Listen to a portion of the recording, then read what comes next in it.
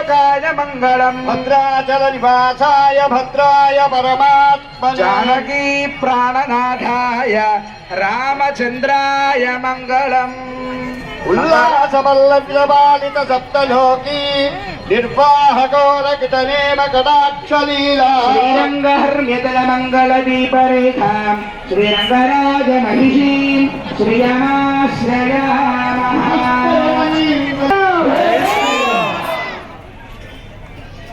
ఈ కార్యక్రమం సుసంపన్నమైంది. స్వామివారు తిరువీధికి వేం చేస్తారు. ఆ తదుపరి ఆలయంలో రాత్రి నివేదన. హరి హరి చూడండి.